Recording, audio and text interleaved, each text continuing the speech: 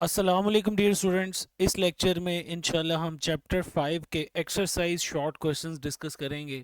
Let's start the lecture. पहला question है dear students, what is meant by cohesive force and viscosity. Students, किसी भी material के अंदर जो एटम्स और मॉलिक्यूल्स के in between forces of attraction पाई जाती हैं उन्हें हम कोहेसिव फोर्सेस कहते हैं। So cohesive force can be defined as the force of attraction between molecules of the same substance। यानी कोई भी सब्सटेंस किसी एटम्स मॉलिक्यूल्स पे कॉन्सिस्ट करता है, उसके एटम्स और मॉलिक्यूल्स के दरमियान जो फोर्स ऑफ अट्रैक्शन होती है उसे स्टूडेंट्स हम कोहेसिव फोर्स कहते हैं। फॉर एग्जांपल, जो वाटर मॉलिक्यूल्स के दरमियान इंटर मॉलिक्यूलर फोर्सेस या जिन्हें कोहेसिव फोर्सेस कहते हैं, उन्हीं की वजह से एक ड्रॉपलेट फॉर्म होता है किसी भी वाटर का। So it is the force that holds water molecules together to form a droplet. Next is viscosity. Students, जब भी कोई फ्लूइड मूव करता है तो उसकी लेयर्स के दरमियान वेलोसिटी ग्रेडियंट पाया जाता है। यानी कोई एक लेयर फास्ट मूव कर रही होती है और साथ वाली एडजेसेंट लेयर स्लो मूव कर रही होती है, जिसकी वजह से slow moving layer fast moving layer को रेजिस्ट करती है। एक फ्रिक्शन पैदा होती है दो लेयर्स के दरमियान। इसीलिए frictional effect between different layers of fluid या frictional effect between different layers of a flowing fluid, या फ्लोइंग फ्लूइड कहा जाए या मूविंग फ्लूइड कहा जाए, एक ही बात है। This frictional effect is described in terms of viscosity of the fluid. अब चूंकि ये फ्रिक्शन को डिटरमिन करता है विस्कोसिटी, तो इट मीन जहां फ्रिक्शन लेयर्स के दरमियान ज़्यादा होगी वहां एक लेयर को दूसरी लेयर के ऊपर स्लाइड करने के लिए ज़्यादा फोर्स रिक्वायर होगी। सो इनडायरेक्टली मैं ये भी कह सकता हूँ कि viscosity measures how much force how much force is required to slide one layer of the fluid over another layer। ये viscosity की definition हो गई। Examples में dear students, a fluid with high viscosity like honey, thick tar flows slowly, while a fluid with low viscosity like water flows easily। यानी वो fluids जो आसानी से फ्लो करते हैं उनकी लेयर्स के दरमियान फ्रिक्शन कम होती है, उनकी विस्कोसिटी कम होती है। और वो फ्लूइड्स जिनकी लेयर्स के दरमियान विस्कोसिटी ज़्यादा होती है वो हार्डली फ़्लो करते हैं, मुश्किल से फ़्लो करते हैं, उनकी फ़्लो के लिए फ्रिक्शन लेयर्स के दरमियान ज़्यादा होती है। तो this is all about cohesive force and viscosity. वैसे आपको ये भी पता होना चाहिए विस्कोसिटी को हम ईटा लेटर से रिप्रेजेंट करते हैं। And from the formula of Stokes law हमने ड्रैग फोर्स का फॉर्मूला पढ़ा था 6 पाई ईटा आर वी, और यहाँ से आप ईटा का फॉर्मूला भी बना सकते हो which would be F divided by 6 pi R V. यहाँ से आप ईटा का यूनिट बनाओगे तो वो पास्कल सेकेंड बनता है, या जिसे बेस यूनिट में हम केजी पर मीटर पर सेकेंड भी कहते हैं। तो साथ ही यूनिट्स भी मेंशन कर दीजिएगा। Next is now 5.2, differentiate between streamline and turbulent flow of a fluid। Students, अगर फ्लूइड इस तरह से फ्लो कर रहा है कि उसकी लेयर्स या स्ट्रीमलाइंस में जो भी पार्टिकल्स पाथ फॉलो कर रहे हैं मूव करते हुए, अगर वो एक जैसा पाथ फॉलो करते रहेंगे तो वो एक रेगुलर पैटर्न में फ्लो करेंगे। सो ऐसा फ्लो जिसमें तमाम पार्टिकल्स एक ही पाथ को फॉलो करते हैं और उसी पाथ को फॉलो करते हैं जो कि उस पॉइंट से गुजरने वाले पहले पार्टिकल्स ने फॉलो किया था, तो तब हम फ्लो को क्या कहते हैं, स्ट्रीमलाइन। यानी the fluid flow is said to be streamline और laminar if every particle that passes a particular point moves along exactly the same path as followed by the particles which passed that point earlier। और अगर particles flow करते हुए random direction में move कर रहे होंगे तो उनके कोई फ्लो पैटर्न नहीं होगा, फ्लो की कोई ख़ास डायरेक्शन नहीं होगी, तमाम स्ट्रीम लाइंस एक दूसरे के साथ क्रॉस हो रही होंगी, फ्लो इरेगुलर होगा या अनस्टडी होगा। सो टर्बुलेंट फ्लो की डेफिनेशन होती है स्टूडेंट्स, द इरेगुलर और unsteady flow of the fluid is called turbulent flow. अब स्ट्रीमलाइन फ्लो में सेकंड पॉइंट मैंने लिखा है, the different streamlines can not cross each other in laminar और स्टेडी फ्लो। नीचे डायग्राम आप देख रहे हैं, इस डायग्राम में आपको नज़र आ रहा है कि इस तमाम स्ट्रीमलाइंस एक ही डायरेक्शन में मूव कर रही हैं और एक रेगुलर पैटर्न में फ़्लो हो रहा है, जिसे हम स्ट्रीमलाइन फ़्लो कहते हैं। लेकिन टर्बुलेंट फ़्लो है, इर्रेगुलर और अनस्टेडी फ़्लो, इसमें स्ट्रीमलाइंस एक दूसरे को क्रॉस भी करती हैं। तो इसके सेकंड पॉइंट में आ जाएगा, the different streamlines cross each other in turbulent flow, therefore there are eddies and whirlpools in the motion। यानी जब भी फ्लूइड फ्लो के रास्ते में कोई रुकावट आएगी तो उस रुकावट की वजह से फ्लूइड अपना जब रास्ता मोड़ेगा यानी टर्न करेगा तो वो whirlpools पैदा करेगा, एडीज पैदा करेगा, सर्कुलर मोशन पैदा करेगा, जिससे टर्बुलेंस पैदा होगी और जिसकी वजह से पार्टिकल्स के पाथ को आप प्रिडिक्ट नहीं कर सकते, यानी पार्टिकल्स का पाथ कॉन्टीन्यूसली चेंज हो रहा होगा and the paths of the particles are continuously changing आ गया जी। नेक्स्ट इसकी डायग्राम देखिए, ये एक फ्लूइड फ्लो आ रहा था जिसके रास्ते में हमने एक रुकावट रखी, जिसकी वजह से फ्लूइड की जो स्ट्रीम लाइंस है वो इस तरह से मुड़ के इस तरह टर्न होगी। स्टूडेंट्स आप ये देख रहे हैं, और टर्न होने से यहाँ वर्लपूल और एडीज पैदा होंगे जिसकी वजह से टर्बुलेंस आएगी। तो अगर आपको ये क्वेश्चन आए तो ये दो दो पॉइंट्स और एक एक डायग्राम, यानी ये टोटल 3 पॉइंट्स आप लिखेंगे तो आपको इंशाल्लाह 2 नंबर कंप्लीट मिल जाएंगे। Next is 5.3, how does pressure change with depth in fluids. Students आपको याद होगा क्लास में हमने प्रेशर ऑफ फ्लूइड का एक फार्मूला डराइव किया था जिसका फार्मूला था rho g h. So pressure in a fluid increases with depth according to that formula, that formula is given by P equal to rho gh.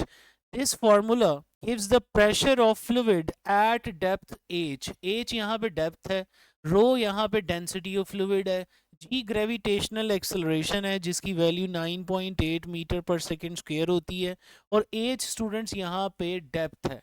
Depth is the distance of point from the water level, ये याद रहे बात, इस बात को note कर लीजिए। Depth is the distance of any point with in the fluid from the fluid level या वाटर लेवल कह दिया जाए, एक ही बात है। फॉर एग्जाम्पल ये डायग्राम आप देख रहे हैं स्टूडेंट्स, यहाँ पे टोटल जो डेप्थ है पानी की, दिस इज एच, ये टोटल डेप्थ है। अब पानी के अंदर मैंने 2 पॉइंट्स कंसिडर किए हैं, एक पॉइंट ए है और एक पॉइंट बी है। आप देख रहे हैं जो ए पॉइंट की डेप्थ है दैट इज एच ए, और जो बी पॉइंट की डेप्थ है दैट इज एच बी। सो चूंकि बी पॉइंट पे डेप्थ ज्यादा आ रही है लिहाजा बी पॉइंट पे प्रेशर ज्यादा होगा। So we can say that in the diagram the pressure will be more at point B than at A because of greater depth of point B. Next is 5.4, how is variation in pressure related to speed of fluid? Students, according to Bernoulli's principle या Bernoulli's equation हमने ये बात पढ़ी है, where speed is high pressure is low for a horizontal flow, यानी ऐसा pipe जो कि हॉरिजॉन्टल ओरिएंटेशन में पड़ा हो, उसका एरिया कम या ज़्यादा हो रहा हो, तो अकॉर्डिंग टू बर्नौलीज प्रिंसिपल जहाँ स्पीड ज़्यादा होगी वहाँ प्रेशर कम होगा, यानी स्पीड और प्रेशर में इनवर्स रिलेशन पाया जाता है। अब इस रिलेशन को आइए प्रूव करते हैं और समझते हैं ये किस तरह से वैलिड है। Now we know that by Bernoulli's equation the sum of pressure, kinetic energy per unit volume 1 by 2 rho v square and potential energy per unit volume rho g h, इन तीनों टर्म्स का जो student सम होता है that must remain constant। लेकिन यहाँ पे हम suppose कर रहे हैं हॉरिजॉन्टल फ्लूइड फ्लो, ऐसा फ्लूइड फ्लो जिसमें हाइट कांस्टेंट रहती है। जब स्टूडेंट्स हाइट कांस्टेंट होगी तो ये पूरा फैक्टर जो रो जी एच है ये कांस्टेंट हो जाएगा, तो लिहाजा ये इक्वेशन रिड्यूस होकर क्या बचेगी, it would be simply p plus 1 by 2 rho we square equal to constant. क्योंकि यहाँ से जो h वाली टर्म है वो ख़त्म हो जाएगी because h is not changing. जब h नहीं चेंज हो रहा तो स्टूडेंट्स मैं ये कह सकता हूँ कि sum of p and 1 by 2 rho we square must be constant. अब मैं लेक्चर्स के दौरान भी आपको बता चुका हूँ और पिछली वीडियोस में भी ये बात हो चुकी है कि जब दो टर्म्स का सम कांस्टेंट लिखा हो तो इसका स्टूडेंट्स मतलब ये होता है कि अगर एक क्वांटिटी बढ़ेगी तो दूसरी क्वांटिटी कम होगी। आइए इस बात को मैं आपको ब्लैक स्क्रीन पे दिखाता हूँ। यानी स्टूडेंट सपोज कीजिए x प्लस वाई ये दो वेरिएबल्स हैं जिनका सम कांस्टेंट है। इस सम को हम थोड़ी देर के लिए मान लेते हैं कि ये 10 है। अब सपोज कीजिए x अगर 5 है तो y भी 5 होगा अगर इनका सम 10 है। अब अगर किसी वजह से y बढ़ के 7 हो गया है तो x को कम होके 3 होना पड़ेगा ताकि इनका सम जो है कांस्टेंट रहे। आई होप यू गॉट इट। आपने इस मिसाल में देखा अगर मैंने y को बढ़ाया है तो x क्या हो गया, कम हो गया। अब इसी तरह बर्नौलीज इक्वेशन में p plus 1/2 rho we square equal to constant हमने अभी लिखा था। अब इस इक्वेशन के मुताबिक जहां पे एरिया ऑफ पाइप कम होता है students, according to equation of continuity आप जानते हो जहां एरिया कम होता है वहां स्पीड ज़्यादा होती है। तो जहां स्पीड ज़्यादा होगी वहां ये वाली सारी टर्म ज़्यादा हो जाएगी स्टूडेंट्स। तो फिर ओवरऑल इन दोनों का सम कांस्टेंट रखने के लिए ज़रूरी है कि p क्या होना चाहिए, कम होना चाहिए। तो I hope you got this point. So we can say that if fluid speed increases the pressure will decrease and vice versa, यानी pressure of fluid और speed of fluid के दरमियान inverse relation होता है student. Next is 5.5. How is the flow rate related to the cross-sectional area and velocity of the fluid? According to the short syllabus, ये question अब निकल चुका है लेकिन students ये equation of continuity को ही relate करता है इसलिए हम इसको भी पढ़ लेते हैं। How is the flow rate related to the cross-sectional area and velocity of the fluid? Students हमने ये बात पढ़ी थी कि area of cross-section of pipe and fluid speed का ये जो product होता है इसे हम फ्लो रेट कहते हैं। और फ्लो रेट कभी चेंज नहीं होता पाइप का एरिया चेंज होने से। अगर कहीं पे एरिया कम हुआ है तो स्पीड ज़्यादा हो जाएगी लेकिन इन दोनों का प्रोडक्ट हमेशा क्या रहेगा, constant dear students. So we can say that the flow rate of a fluid is its volume flow per second and it is given by the product of area of cross section of pipe and fluid speed students, यानी flow rate equal to A into V। According to equation of continuity for an incompressible fluid, flow rate हमेशा students constant रहता है, यानी जहां cross sectional area smaller हो जाएगा pipe का वहां वेलोसिटी ग्रेटर हो जाएगी एंड वाइस वर्सा। लेकिन flow rate dear students constant रहेगा। So this is all about the answer of question 5.5। Now 5.6, how do you study the variation in velocity of a fluid at different points in a hose with varying diameter? तो यहाँ भी students बात equation of continuity की ही हो रही है लेकिन I don't know कि इन्होंने ये वाला क्वेश्चन क्यों निकाला है स्मार्ट सिलेबस में। फिलहाल इसका आंसर वही है जो हमें इक्वेशन ऑफ कॉन्टिन्यूटी बताती है। According to equation of continuity fluid speed is inversely proportional to area of cross section और एरिया ऑफ क्रॉस सेक्शन का फॉर्मूला होता है पाई आर स्क्वायर और आपको पता है रेडियस होता है डायामीटर का हाफ। तो अगर मैं आर की वैल्यू यहाँ पुट करूँ तो एरिया आ जाएगा पाई d/2 का स्क्वायर। अब d/2 का स्क्वायर लोगे तो वो बनेगा d²/4। तो एरिया का फार्मूला पाई d²/4 भी है और पाई आर स्क्वायर भी है जिसके मुताबिक area is directly proportional to R square भी है and directly proportional to D square भी है। तो इसी रिजल्ट को मैं डायामीटर की शक्ल में कुछ यूं लिख सकता हूँ। सो मैं कह सकता हूँ कोई भी फ्लूइड जब किसी पाइप में मूव कर रहा होगा तो उस पाइप का जो एरिया ऑफ क्रॉस सेक्शन है उसके साथ इनवर्स रिलेशन है फ्लूइड स्पीड का और उस पाइप के डायामीटर के स्क्वायर के साथ इनवर्स रिलेशन है, यानी fluid speed is inversely proportional to area of cross section and also inversely proportional to square of diameter of the pipe। यही बात हम यहाँ पे लिख देंगे using the equation of continuity flow rate A V equal to constant. तो यहाँ से पता चला v का a के साथ इनवर्स रिलेशन है और a का d स्क्वायर के साथ डायरेक्ट होता है, लिहाजा स्पीड का डायामीटर के साथ रिलेशन बना v is inversely proportional to d square। So fluid speed in a pipe is inversely proportional to the cross sectional area of the pipe or inversely proportional to the square of diameter of the pipe। यही हमें पूछा गया था कि अगर एक होज है, होज water pipe को ही कहते हैं, किसी डक्ट को ही कहते हैं जिसका वेरिंग डायामीटर है तो उसके अंदर वेलोसिटी में क्या वेरिएशन आएगी। तो जहां डायामीटर कम हो जाएगा वहां स्पीड ज़्यादा हो जाएगी and vice versa. So velocity of fluid is higher in narrower sections of the pipe and lower in wider sections of the pipe। Next is now 5.7, how does an object float or sink according to Archimedes principle? Students बात simple सी है किसी भी fluid के अंदर अगर आप एक object को फुल्ली इमर्स कर देते हो तो वो जितना भी फ्लूइड का वॉल्यूम रिप्लेस करता है स्टूडेंट्स ऑब्जेक्ट उसके अंदर जाके उस उस फ्लूइड का जो वेट होता है वो बॉयंट फोर्स होती है, वो अप थ्रस्ट होता है। यानी ये अप थ्रस्ट ऊपर की तरफ एक्ट करता है, इसे मैं एफ यू कह देता हूँ। और एक डियर स्टूडेंट्स इसका वेट है। अब खुद सोचिए, नंबर वन, अगर वेट ज़्यादा हो और अप थ्रस्ट कम हो तो स्टूडेंट्स ज़्यादा वेट की वजह से ये बॉडी डूब जाएगी और ये कभी भी ऊपर नहीं आएगी। लेकिन स्टूडेंट्स अगर ये चीज़ हो कि वेट कम हो और अप थ्रस्ट ज़्यादा हो तो ज़्यादा अप थ्रस्ट की वजह से ये बॉडी ऊपर आएगी और ऊपर आने के बाद ये थोड़ी सी अब पानी से बाहर आएगी और पार्शली इमर्स होके यहीं पे फ्लोट करती रहेगी। और जब ये यहाँ पे पार्शली इमर्स होकर फ्लोट कर रही होगी इस टाइम इसका वेट और अप थ्रस्ट बिल्कुल बैलेंस हो रहे होंगे।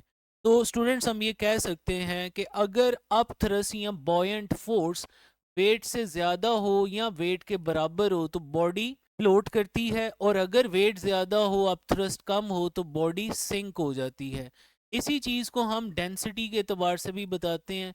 यानी अगर ऑब्जेक्ट की डेंसिटी कम होगी तो ऑब्जेक्ट उस फ्लूइड की सरफेस पे फ्लोट करेगा, और अगर उस ऑब्जेक्ट की डेंसिटी फ्लूइड की डेंसिटी से ज़्यादा होगी तो वो सिंक कर जाएगा according to Archimedes principle. So we can say that according to principle of flotation, an object floats if the buoyant force or upthrust acting on it is equal to or greater than its weight. In other words, if the object's density is less than the density of water, then it will float.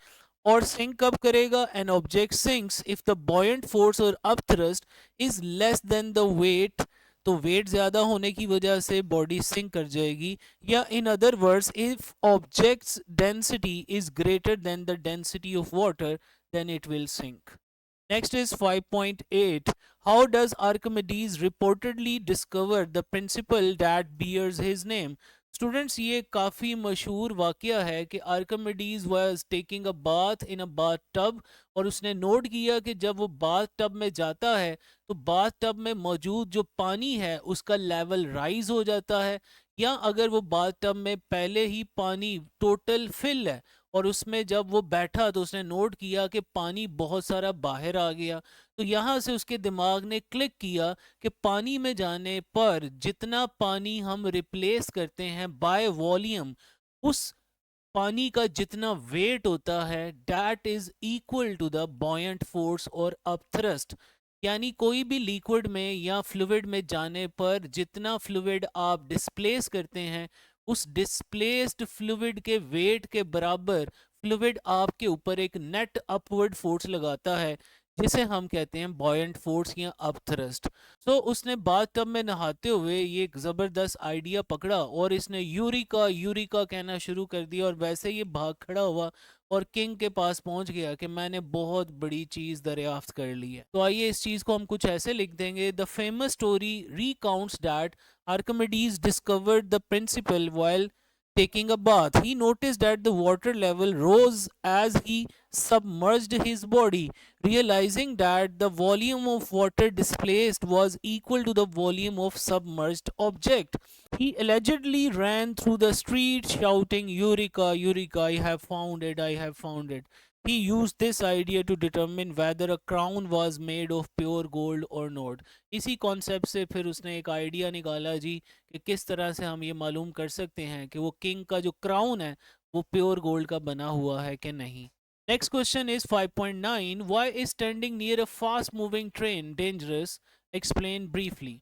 Students बात ये है, आइए जरा समझते हैं। Black screen पे suppose करें ये ट्रेन है। If this train is moving with a very high velocity, okay, और यहाँ पे ये एक बंदा खड़ा है इस ट्रेन के पास ही, तो चूंकि ट्रेन एक हाई वेलोसिटी पे मूव कर रही है तो ट्रेन के साथ वाली जो एयर होगी वो हाई वेलोसिटी के साथ ड्रैग हो रही होगी with respect to the velocity of train. यानी वो हवा जो ट्रेन के साथ ड्रैग होते हुए आ रही होगी और वो इस पर्सन और ट्रेन के दरमियान जो मौजूद हवा है वो एक्चुअली स्पीड अप हो जाएगी, यानी उसकी स्पीड ज़्यादा होगी और प्रेशर कम होगा। और वो हवा जो इसकी बैक साइड पे होगी वो स्मूथली फ्लो कर रही होगी, लो स्पीड पे फ्लो कर रही होगी। जब स्पीड लो हो तो प्रेशर ज़्यादा होता है स्टूडेंट्स, यानी वो हवा जो इसकी बैक साइड पे है स्टूडेंट्स, उसका प्रेशर ज़्यादा है, और वो हवा जो ट्रेन और उस बंदे के दरमियान है उसका प्रेशर कम है। तो ज़्यादा प्रेशर से कम प्रेशर की तरफ एक फोर्स लगेगी, जिसकी वजह से ये बंदा ट्रेन की तरफ गिर सकता है। So yes, there is a danger that the person may fall towards the train because of this pressure difference.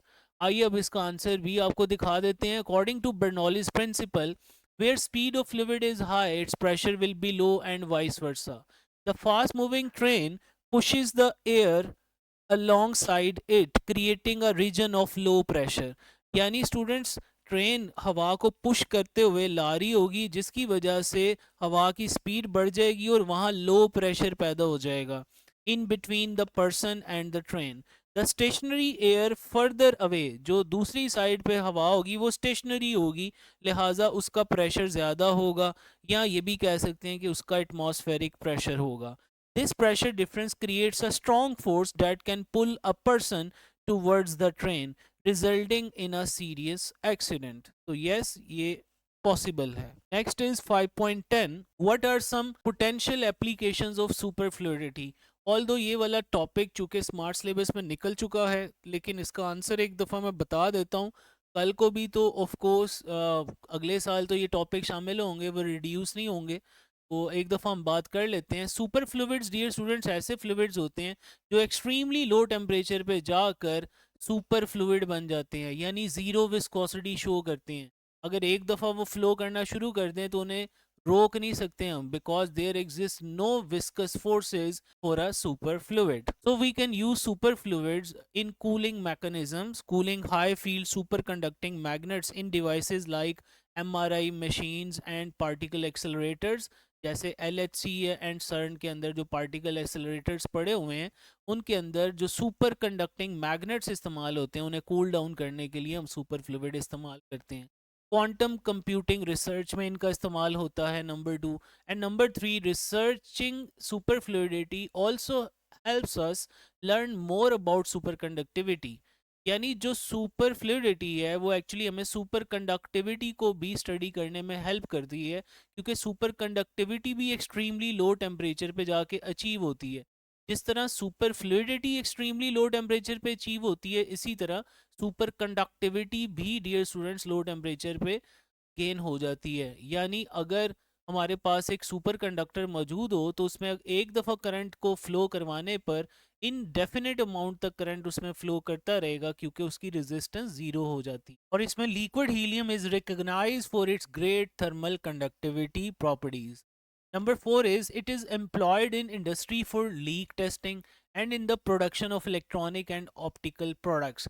Actually कहीं पे भी कोई लीकेज होगी, इवन माइक्रो लेवल पे भी लीकिंग होगी, तो सुपर फ्लूइड उसको डिटेक्ट कर लेगा, क्योंकि सुपर फ्लूइड को फ्लो करने के लिए कोई फोर्स दरकार नहीं है। जस्ट एक दफ़ा वो फ्लो करेगा, क्योंकि उनकी लेयर्स के दरमियान फ्रिक्शन नहीं होगी, तो टाइनी से टाइनी पोर्स में से, टाइनी से टाइनी लीक में से ये बासानी फ्लो कर जाएगा। Next is now 5.11, the last exercise short question. Differentiate between stress strain and Young's modulus, write down their SI units. Stress is defined as, dear students, the internal restoring force per unit area set up inside a deformed body. It is the cause of strain, dear students. तो इसका formula आ गया F/A आपकी screen पे, और unit इसका बन गया Newton पर मीटर स्क्वायर, जिसके हम पास्कल भी कहते हैं। Strain is the measure of deformation, it is the effect of the stress. यानी स्ट्रेस लगती है तो उसके रिजल्ट में एक स्ट्रेन प्रोड्यूस होता है। लेकिन स्टूडेंट्स याद रहे, एक एक्सटर्नल स्ट्रेस होती है और एक इंटरनल स्ट्रेस होती है। यहाँ पे जनरली सॉलिड्स के केस में जब हम स्ट्रेस डिफाइन करते हैं, तो जो सॉलिड्स के एटम्स के दरमियान स्ट्रेचिंग फोर्स पाई जाती है, उसको हम restoring force per unit area या internal restoring force per unit area कहते हैं, और उसी को हम स्ट्रेस कहते हैं। तो स्ट्रेस की वजह से जो स्ट्रेन आएगा, डीफॉर्मेशन आएगा। अब वो डीफॉर्मेशन लेंथ में भी आ सकता है, वॉल्यूम में भी आ सकता है, शेप में भी आ सकता है। तो टेंसाइल स्ट्रेन की अगर मैं बात करूं तो वो change in length per unit original length होगा, या फ्रैक्शनल चेंज इन लेंथ भी इसे कहते हैं। डेल्टा एल ओवर एल इसका फॉर्मूला होता है, और यूनिट इसका स्टूडेंट्स नहीं होता, बिकॉज डेल्टा एल और एल हैव सेम यूनिट्स, तो यूनिट्स कट जाएंगे। अब यंग्स मॉडुलस क्या है? जब भी आप किसी मटेरियल पे स्ट्रेस लगाते हैं तो स्ट्रेन प्रोड्यूस होता है। अप्लाइड स्ट्रेस और स्ट्रेन की जो रेशो होती है डियर स्टूडेंट्स, उसे हम इलास्टिक मॉडुलस कहते हैं। और अगर आप टेंसाइल स्ट्रेस और टेंसाइल स्ट्रेन की रेशो ले रहे हो तो उसे पर्टिकुलरली यंग्स मॉडुलस कहा जाता है। It measures the stiffness of a solid material, यानी यंग मॉडुलस किसी का ज़्यादा होगा तो वो ज़्यादा स्टिफ मटेरियल होगा स्टूडेंट्स। और इसका फॉर्मूला क्या बनेगा? टेंसाइल स्ट्रेस और टेंसाइल स्ट्रेन की रेशो आ गई। टेंसाइल स्ट्रेस को हम सिग्मा से डिनोट करते हैं और स्ट्रेन को एप्सिलॉन से शो करते हैं। अब स्ट्रेस होता है फोर्स पर यूनिट एरिया, और स्ट्रेन होता है डेल्टा एल ओवर एल। अगले स्टेप में ये एल ऊपर चला जाएगा और एरिया नीचे आ जाएगा, तो फॉर्मूला आ गया एफ एल ओवर ए डेल्टा एल। और यूनिट डियर स्टूडेंट्स इसका भी पास्कल ही होता है, क्योंकि स्ट्रेन का कोई यूनिट नहीं है, लिहाजा जो स्ट्रेस का यूनिट था पास्कल, वही यंग्स मॉडुलस का यूनिट होगा, पास्कल या न्यूटन पर मीटर स्क्वायर। तो that is all about the exercise short questions. अगली वीडियो में इंशाल्लाह हम कंस्ट्रक्टेड रिस्पांस क्वेश्चन इस चैप्टर के इंशाल्लाह करेंगे। तो अगर ये वीडियो पसंद आई है तो इस चैनल को लाइक करें, शेयर करें, और अगर मेरे चैनल पे न्यू है तो इसको सब्सक्राइब करें। थैंक यू, जज़ाकल्लाह।